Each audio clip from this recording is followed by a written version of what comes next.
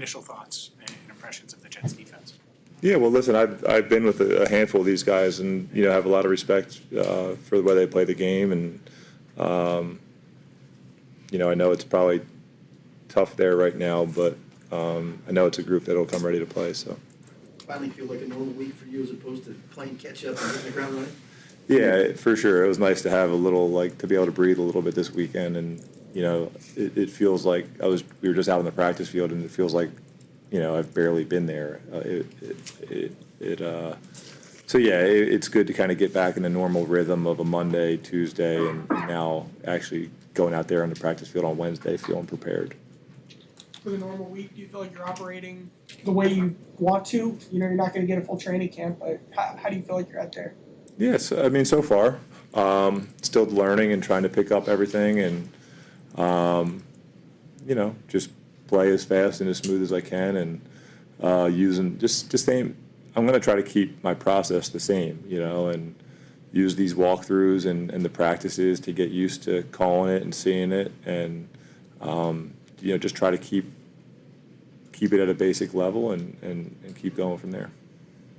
So much focus, Joe, on you getting accustomed to your weapons, running backs, obviously the wide receivers. What about the offensive line? What's that,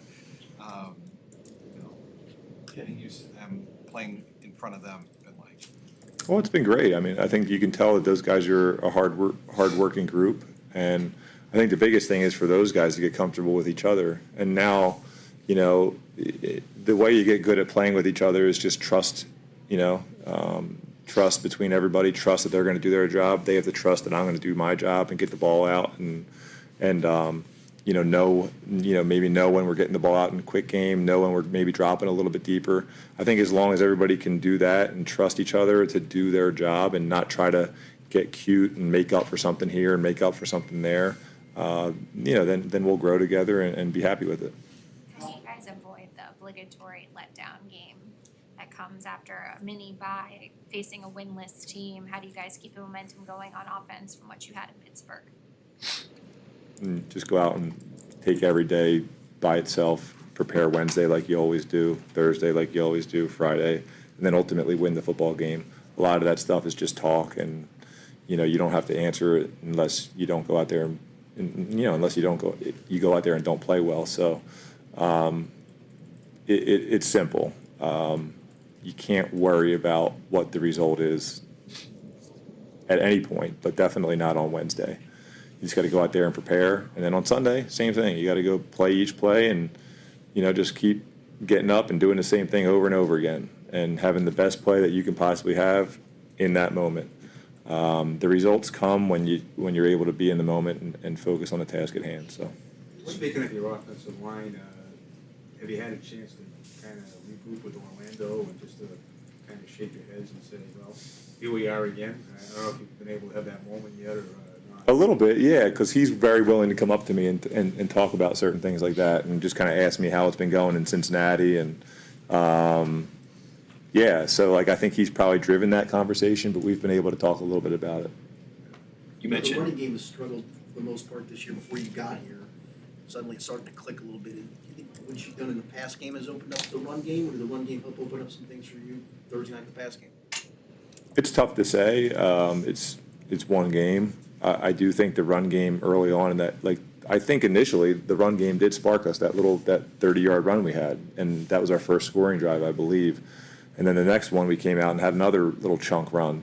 Anytime that you can, get some of those gains in the running game, it's going to help your offense out a lot. So I think in Thursday's case, the run game definitely helped us out. But we just got to, like I said, we got to just continue to work at it and have faith that, we're getting better. And, one game doesn't necessarily indicate what the next is going to be. And just like I said before about, the process of it all, I don't think we can really worry about that. I think we just got to continue to work on getting better and trust that we're doing the right things, and then on Sundays it'll show up. You mentioned the word. What's the biggest way a quarterback can help a run game? It might be counterintuitive to think of it that way, but are there ways beyond you obviously talking and running again? What are the biggest ways quarterbacks can help keep a running game efficient? Well, complete passes when you get the opportunity to do it. stay ahead of the stakes, of the sticks, first and second down, especially first down.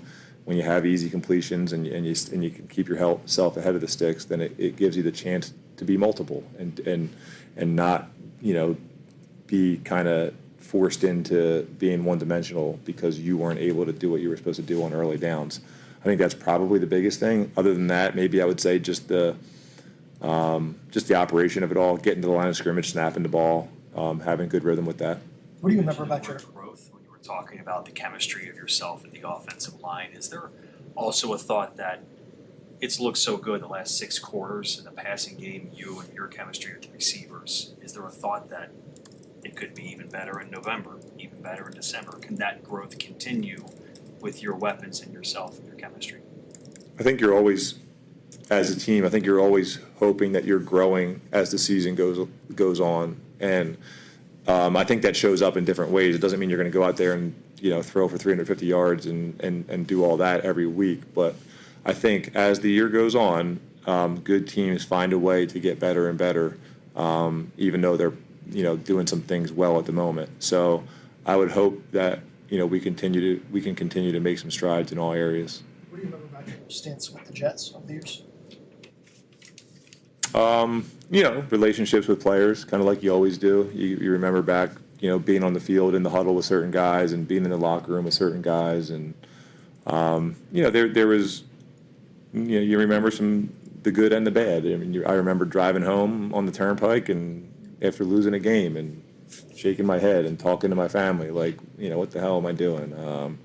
This is not fun. But man, I think most of the time when I look back at those times, it's being in the locker room with the Williams brothers and and everybody else that I kind of got to play with in that organization. I don't know if I necessarily enjoyed how everything went on the field there, but I'm super grateful for my time there, and it's just one of those times in my career that you had to fight through some things and kind of get to the next step. But a lot of great guys on that team and a lot of great memories with them. You and Teron have both kind of transitioned to like a different stage of your career from being, long-term starters. What's kind of the toughest part about making that transition and kind of being a guy that teams really want to call on when they need a quarterback? Oh, when you're out there and you're playing while the bullets are flying, you get used to it, and you don't want it any other way. So when you're in a position where that's not necessarily the case every week, it can be hard. I think the hardest part of it is just finding your routine to keep yourself in the right state of mind, because it can. I know the grind of being a starter, and I don't want to downplay that. But when you want to be the guy and you're not the guy, and you can lose confidence, and a lot of bad things can happen in your mind. And it's trying to find ways to not allow that to happen, and it's not very easy when you're not playing. You started. What stood out about Sauce? I mean, I know you weren't there his rookie year, but what did you get to know about Sauce, and what stands out about him? Yeah, we were just talking on the way in. Like, first of all, I thought he was a great kid, and I think when you draft guys that have good character and they're good football players, then you got a good chance.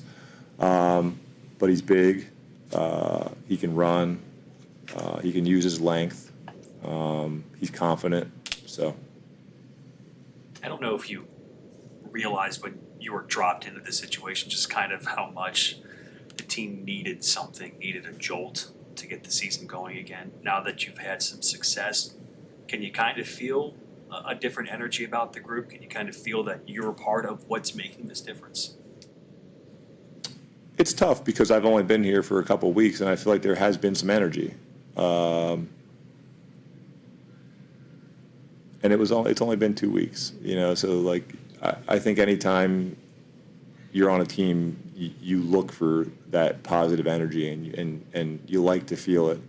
But I don't want to get ahead of ourselves. I just want to, kind of refocus and take it day by day, and hopefully that builds and builds and builds. But just want to kind of focus on doing our job and taking it a day at a time. Before you were Bengal, you obviously knew Jamar and T, but kind of looking at the rest of it, is there a guy or a system or the coaches or things that have really just caught your eye that maybe you just weren't as aware of before you were in the building here?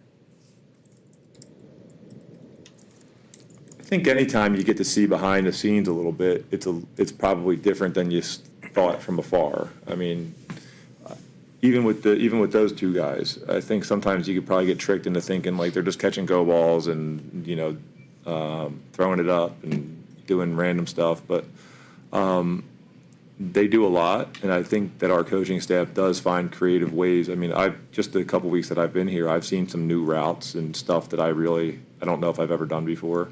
And maybe it's not like earth shattering, but it is kind of unique and interesting way to get some guys the football. So, What's impressed you the most about Jamar on and off the field? the first thing that jumped out at me about both of them, honestly, was just their hands. I know it sounds simple, but the way they catch the ball, the way they attack the ball when it's in the air, and then catch the ball with their hands, it's very, very impressive. When you put the ball out there, you have confidence that they're going to go get it and beat whoever's around them to it. You obviously play with other great players, and I'm not asking you to rank them, but who else stands out like that, hands-wise, that you've played with? Anquan Bolden, hands-wise, when he had people on him and you could throw the ball around him and knew that he was going to go fight for the football and be able to catch it with his hands. You mentioned Orlando being one of the guys that kind of come up to you. Are there other guys you had more conversations with than others around the locker room? Well, I think you're in the room with the quarterbacks all the time, and I've played with Dalton before, so I've had conversations with him. Ted's very willing to have conversations, so Ted's been great. I think honestly, in my experience, it's great to have guys like that are not shy at all about coming up to you and introducing you to the team and kind of taking you under their wing a little bit, because it does kind of help you make relationships with everybody else. They say, hey, come sit with us. Here's where the O-line sits. Hey, come, let's go do this. This is what we do during this time. And I know I've been around a lot, but those kind of things always help. I think Zach said you had 5 live reps with Jamar or something like that in practice. Did you guys run, I guess, the one route, the speed out? I mean, it looks like you've been throwing the ball for 18 years. I mean, how does that look as natural as it does when you guys have literally know each other? I've thrown lots of outs, and he's caught lots of them, and but not together. Like I said, I think one of the first things I said when you guys kind of asked me about that was, listen, they're the two. He and T are two of the best at what they do.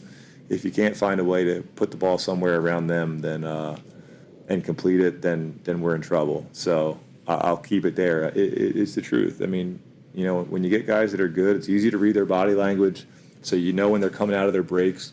So you can really trust your footwork and know that it's going to time up with his, and that's what it is. You talk about them and their skill set and how different they are. Was there a moment for you where you had a realization whoa, these guys are a little different? Yeah, I mean, I feel like I've said it a million times. The Green Bay game, just the way they used their hands on some of those out routes. I think a couple times I threw Jamar an out route and he just stuck to his hands. I mean, even this game, they said he bobbled the one. He was just switching it from hand to hand. He caught that ball and then decided to put it in his other hand almost. And then the next thing I would say is T took that slant this past week and then went untouched. I mean, but he also just caught it with his hands and ran right through it. It wasn't even an afterthought. It was just seamless. And I think, that's an underrated thing. What have your conversations been like with Joe Burrow? Yeah, well, Joe's been around mostly either he's sat in a couple little meetings, or it's been right in our little locker room area, kind of hanging out. And so there's been times where it's been hey, just so you know, here's how maybe I would have said, here's how maybe I would do that, just in case you're in that situation. These guys are familiar with this type of communication. And then other than that, it's just been kind of shooting the breeze and just kind of catching up a little bit and getting to know each other a little bit. Because you're both named Joe, which Joe, has that ever been a thing? No, I'm actually used to being around a lot of Joes in my family and just growing up. So I think I have a knack for just understanding when I'm the one that somebody's talking to and when I'm not, so. How nice has it been to have him around as a sounding board as you try to learn everything? Yeah, great. No, great. I think it's just great to have him in the building and, have his presence and yeah, for sure. I also think to add Jake to that, those guys are comfortable together. So they're able to open up a little bit more when they're together and around me, as opposed to being maybe one-on-one. I think it helps to have, that third guy in there to help everybody be a little bit more comfortable. This is obviously a very unique situation where you have to leave your home and come here the way you did. How are you navigating being a dad Well, this is happening? The good thing, I guess you could say, is that I was in Cleveland by myself. My family was in New Jersey. We decided to do that this year because last year we decided to do it the other way, and this year we just said, hey, let's keep the kids in their routine and see how that goes. And there's been challenges with that. I love being there and around them and doing all those things. But at the same time, they get in their routine and they're having a lot of fun back at home. And early on in the season, they came out to Cleveland and they're going to come out to this week's game. And I think there's always a challenge of sitting in a room by yourself and being lonely. So for me, it's trying to find ways to maybe stay over here a little bit longer and then, just kind of take myself out of that mindset, call home, go sit at a restaurant by myself and realize that, man, that's pretty enjoyable to do. After there's not too many situations. I tell people all the time, I used to see guys sitting at a bar by themselves or, just sitting by themselves eating and grabbing a little meal. And I'm like, man, I feel so bad for that guy. You almost want to go join him. And now I realize, that dude was in heaven. And not to say that's obviously not what I want. I'd rather be at home sitting at the dinner table with my kids and hearing what the hell they were talking about all day. But if you have to do it, then you might as well take advantage of it. So just little things like that. Are Cincinnatians starting to see you at restaurants and take pictures and say hello? I guess so, maybe a little bit. I try to get there early. I'll go eat the 4:30 dinner and beat everybody out of work and out of the house. So.